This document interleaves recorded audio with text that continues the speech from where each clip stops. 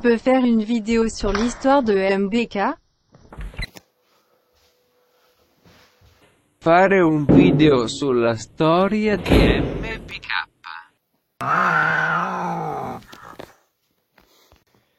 Bon, on va faire ce truc. Alors...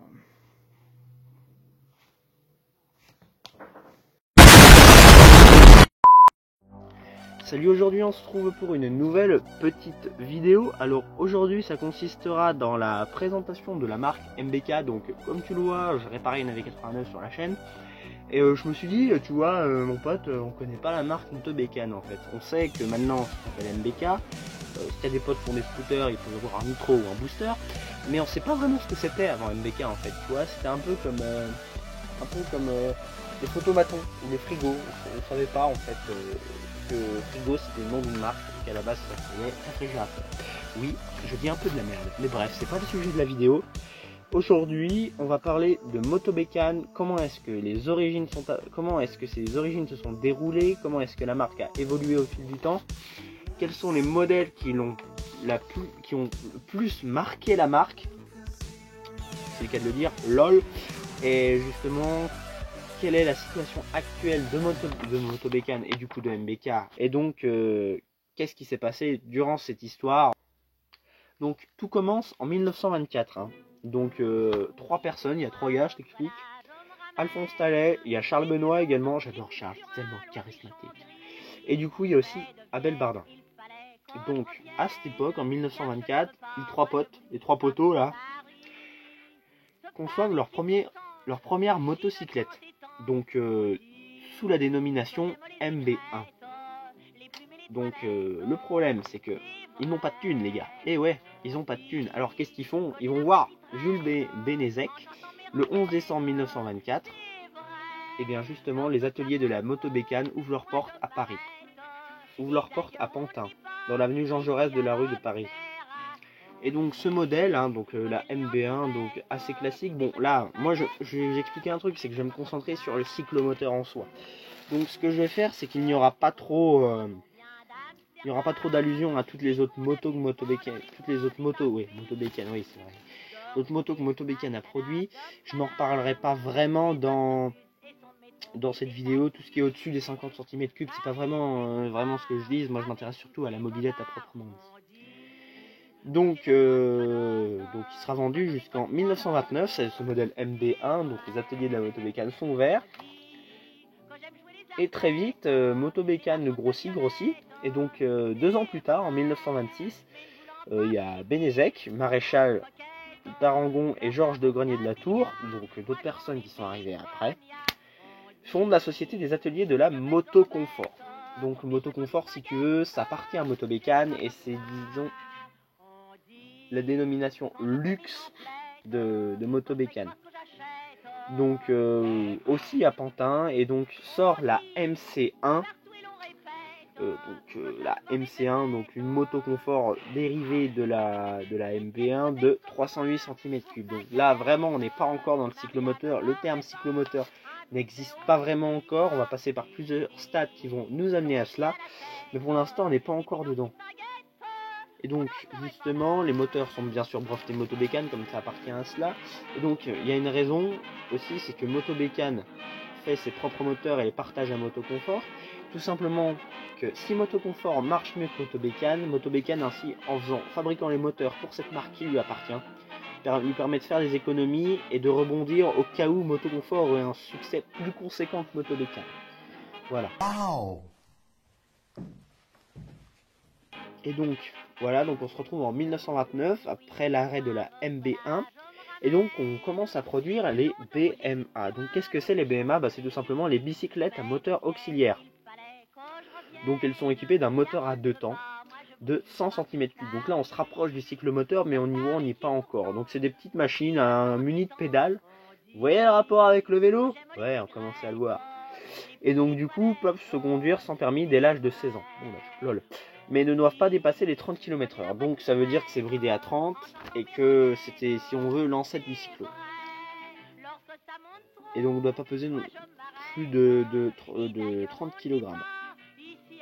Donc le premier modèle moto bécane BMA, donc s'appelant B1, oui, il se faisait pas chier pour les noms. Hein. Ça tu l'as bien compris mon gars, t'en avais rien à foutre. La réglementation change pendant l'occupation, voilà, donc la catégorie BMA disparaît après la Seconde Guerre mondiale. Donc sous les nazis, la réglementation change, sous les aussi, enfin bref, on va pas rentrer dans... Maréchal, nous voilà. La Seconde Guerre mondiale, et donc tout ce qu'il y a à savoir c'est qu'après la Seconde Guerre mondiale, ça change. Et donc tout bonnement, une nouvelle catégorie voit le jour, donc le vélomoteur. Et là ça devrait vous rappeler quelque chose, ça devrait vous faire penser au Solex. Bon, après les mots français sont ambigus. Vélomoteur en fait si on veut, c'est moins de 125 cm3. Et cyclomoteur, c'est les véhicules de 50 cm3, les deux roues de 50 cm3. Et donc c'est à partir de ce moment que les cyclomoteurs apparaissent et donc les véhicules BMA en fait disparaissent. Bon, Motobécane aura réussi à quand même à vendre environ 150 000 BMA, ce qui est quand même conséquent pour l'époque. Donc ça leur a permis de grossir et donc d'avoir enfin commencé à développer l'entreprise. Et donc il faut savoir que dans les années 30, un Motobécane devient un grand constructeur de motos, c'est quand même bon à savoir. Et donc vraiment on s'en rend pas compte parce qu'on affile souvent Motobécane à des cyclos, mais en fait Motobécane faisait beaucoup plus que des cyclos à une certaine époque. Hein. On avait beaucoup de modèles qui dépassaient les 125, on avait des 250 cm3, et même une époque on a pu avoir des prototypes dépassant les 700 cm3. Donc vraiment Motobécane était un gros constructeur de motos et donc le cyclo, si vous voulez, c'était une activité parmi tant d'autres. C'est vraiment après que ce spécial l'or, c'est quand même quelque chose à l'époque qui est très très très renommé. Donc avec Édouard Ordelelay à l'autodrome de Lina Monterrey, donc un autodrome extrêmement connu de l'époque.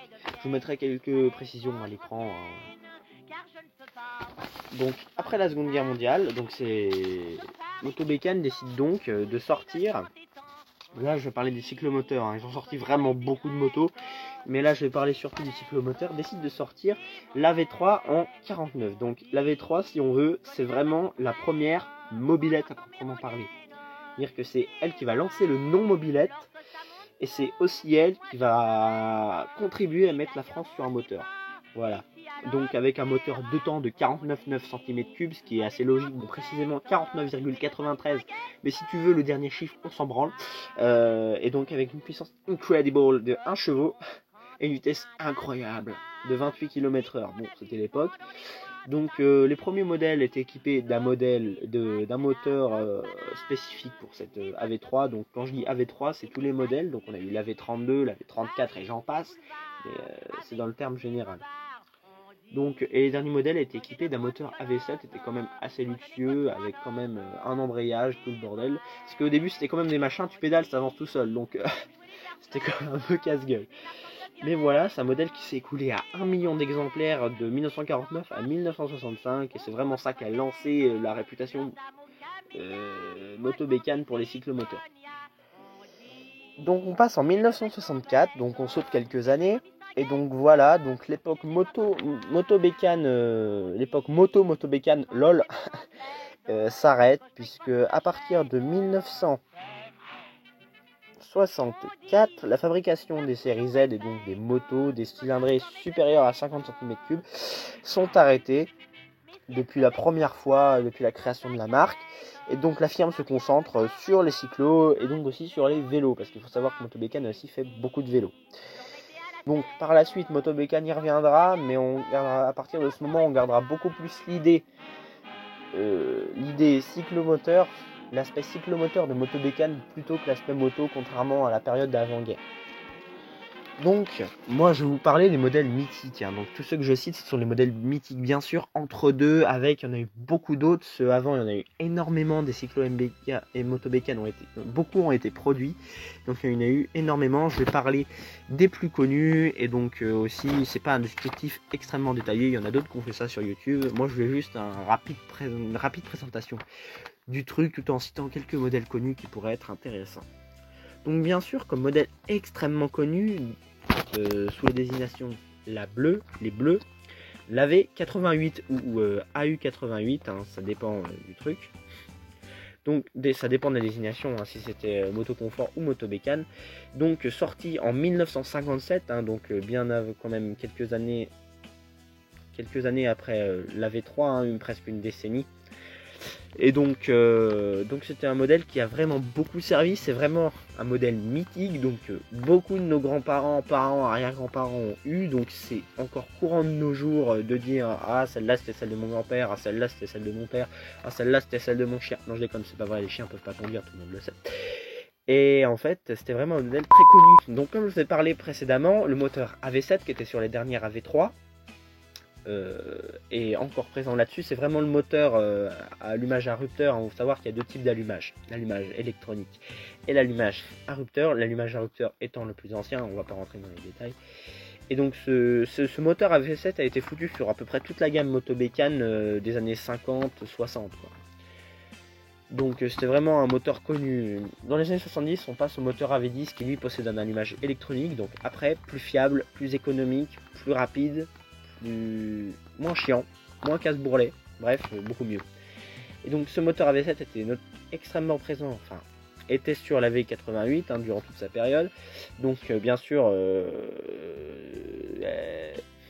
elle pouvait avoir une vitesse maximum de 44,4 km/h précisément. Après voilà, avec du vent dans le dos, tu pouvais atteindre 50, hein, un petit peu en pente, voilà.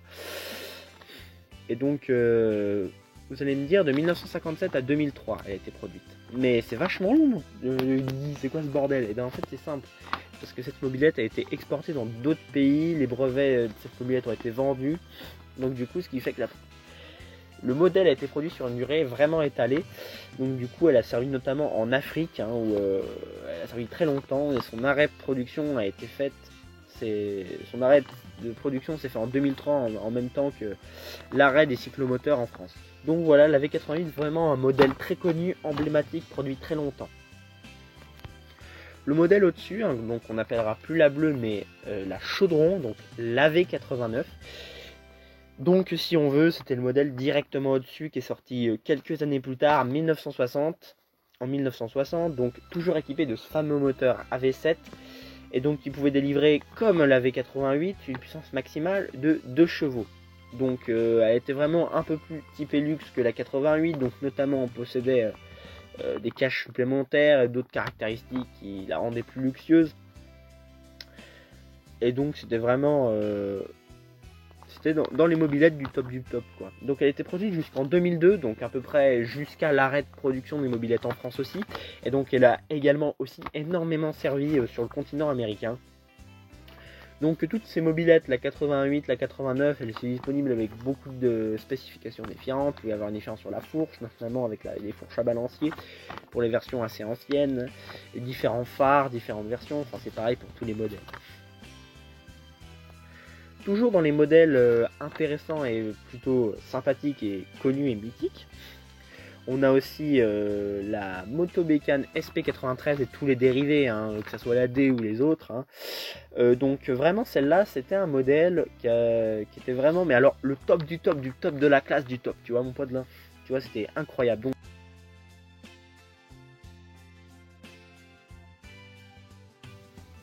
Donc était quand même le moteur le plus pratique de l'époque. Et donc était équipé notamment de beaucoup de trucs très très utiles et vraiment luxueux qu'on n'avait vraiment pas l'habitude de voir sur les cyclos de l'époque. Donc on avait un démarreur électrique, des clignots, donc c'était vraiment quelque chose de luxueux quand même. Et donc voilà, donc c'est des modèles vraiment un peu, vraiment les modèles phares de la marque qui ont vraiment marqué. Dans les modèles aussi un peu atypiques, on retrouve aussi la MBK Mobix, donc, qui est à peu près de la même époque, hein, environ 1970. Donc était vraiment une espèce de vélo pliant en mobilette. C'est un peu ça en fait. Il se pliait, c'était un peu comme les vélos électriques moches, tu sais, les trucs dégueulasses qui te donnent envie de gerber quand tu les vois dans la rue là, avec leurs petits phares moches à l'arrière et tout. Bah, c'était à peu près ce même gabarit. Et donc ça donnait ça. Alors bien sûr, des modèles MBK, il y en a eu bien d'autres. Hein. Moto Bécane et MBK, il y en a eu beaucoup d'autres. Mais là j'ai énuméré ceux qui était quand même vachement connu. Il y en a eu d'autres, hein, des tonnes et des tonnes. Le MBK Caddy qui était dans les petits, la 40T, les celles antérieures aux AV89, 88, les AV 76, tous ces machins-là. Si ça vous intéresse, allez voir la page Wikipédia. Hein. Voilà. Et donc on en vient aux fameuses années disco, donc à partir de 1980. Donc à cette époque, c'est un peu la chiasse liquide chez Moto Bécane. Tu vois, en 1983, Moto Bécane fait faillite. Et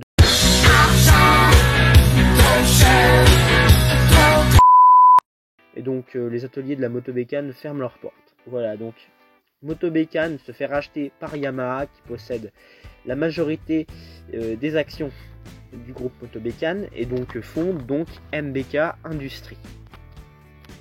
S'ensuit différents modèles désormais sous le sigle MBK, la production de cyclos continue et donc on arrive désormais au début des années 2000, en 2002, donc fin 2002, arrêt de la fabrication des cyclomoteurs, donc ça concorde assez avec la V88-89, les dates que j'ai fournies.